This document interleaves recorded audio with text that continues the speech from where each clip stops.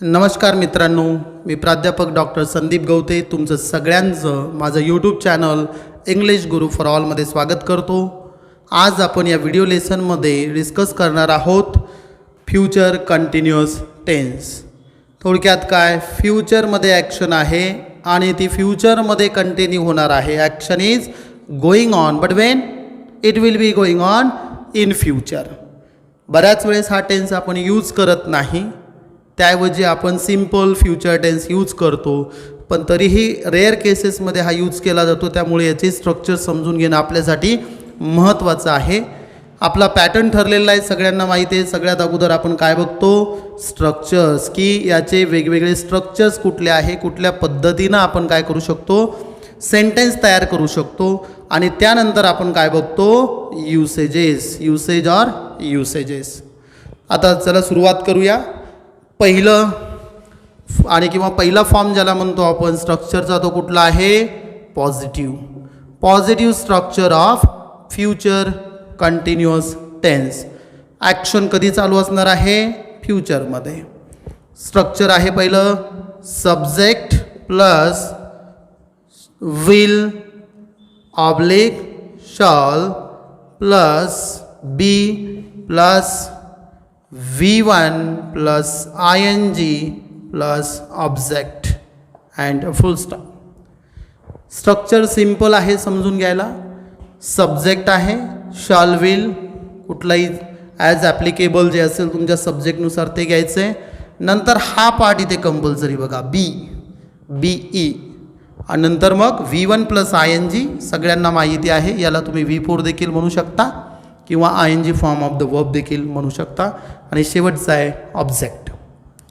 आता या केसमध्ये एक्झाम्पल्स घेतो इथेच। एक्झाम्पल पहिलं आहे, शी विल बी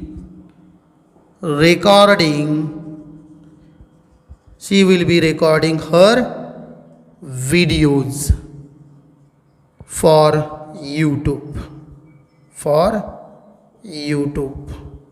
बघा सेंटेन्स कसं आहे, सब्जेक्ट काय आहे, शी, विल बी काय झालं आहे, हेल्पिंग वर्ब, रेकॉर्डिंग काय झालं आहे, V1 प्लस ing, रेकॉर्डचं काय केलं आहे आपण, ing लावलं आहे त्याला, म्हणजे काय झालं आहे, recording. Her videos for YouTube, this is the remaining part. Her videos तुम्ही ऑब्जेक्ट म्हणू शकता त्याला। तर आपल्याला इथे कॉन्सन्ट्रेट करायचं आहे या पार्टवर, ते की काय चेंज होतो exactly in the form of the verb in future continuous tense.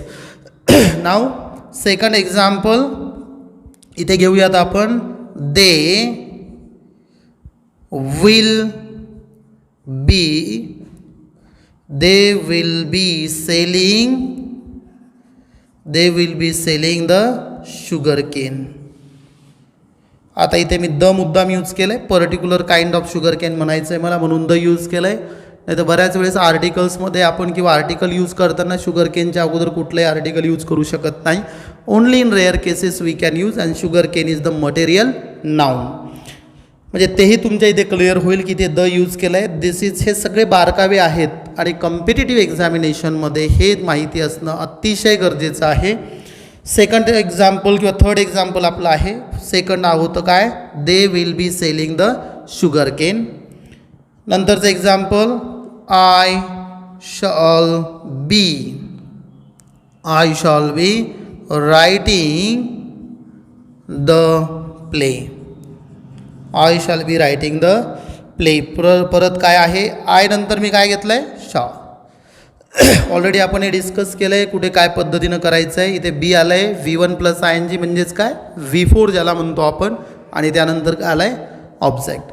आता याला निगेटिव्ह बनवायचं असेल तर काय करायचं आहे, फक्त याच्यानंतर इथे नॉट टाकायचं आहे। म्हणजे स्ट्रक्चर कसं होईल, इथे लिहितोय बघा मी, निगेटिव्ह स्ट्रक्चर असं होईल, subject plus shall oblique will plus not plus be plus V1 plus ing and plus object and full stop. काय नाही केलं आपण इथे, काय केलं आहे, फक्त इथे याच्यामध्ये नॉट टाकलं आहे, झालं निगेटिव्ह सेंटेन्स। आणि हे जर तुम्हाला ह्या ट्रिक्स लक्षात आल्या, इझिली तुमच्या स्ट्रक्चर्स लक्षात येतील। एक्झाम्पल लिहितो आहे. Example for what? Negative.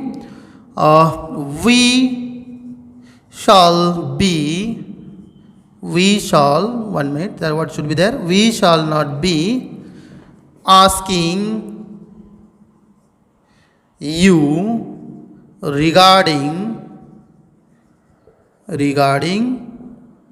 the policy. थोडं मोठं सेंटेन्स झालं आहे तरी समजून घ्या. We shall not be asking you regarding the policy. इथे काय झालं आहे? We subject, shall not be झालं आहे helping verb, asking V1 plus ING. You म्हणजे काय? इथे काय झालं आहे? ऑब्जेक्ट. आणि हे बाकीचा जो पार्ट आहे त्या ॲडव्हर्बियलमध्ये किंवा याच्यामध्ये जातो आहे रिगार्डिंग द पॉलिसी. तर यामध्ये प्रत्येक याच्यामध्ये बऱ्याच ठिकाणी मुलांचं कन्फ्युजन काय होतं की ऑब्जेक्ट कसं आयडेंटिफाय करायचं आहे. त्यासाठी तुम्हाला तुमचं लॉजिक डेव्हलप करणं अतिशय गरजेचं आहे की यामध्ये ॲक्शन कशावर होते हे गरजेचं आहे. नंतरचं हे झालं एक्झाम्पल कशाचं? निगेटिव्हचं. आणि एक एक्झाम्पल देतो म्हणजे लक्षात येईल. Example second for negative structure.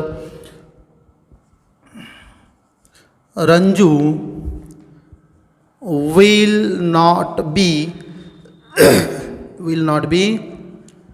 calling me.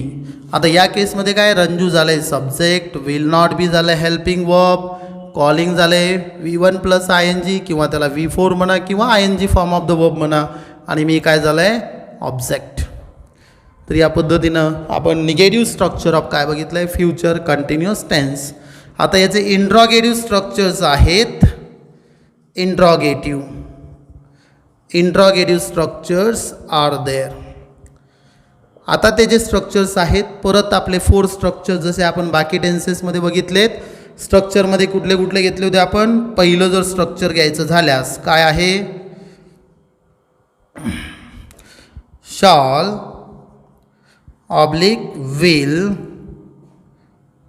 Plus subject plus be plus V1 plus ING plus object and question mark. Example काय होईल? Will he be practising for the concert.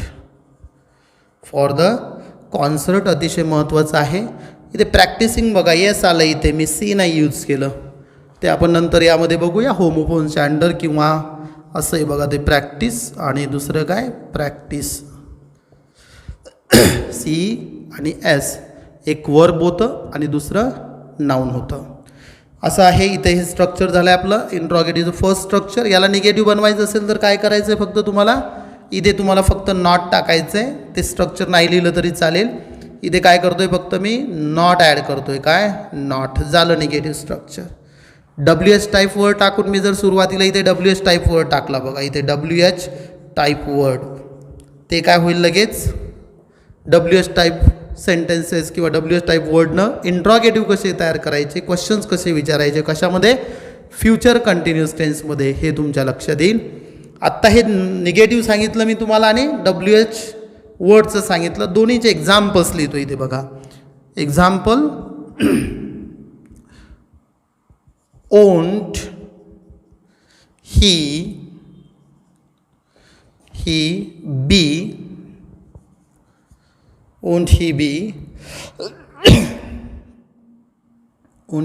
Writing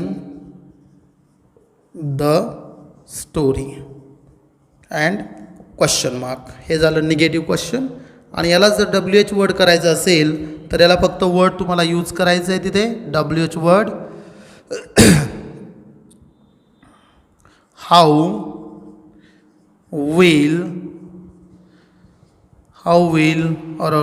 will she not be asking the questions.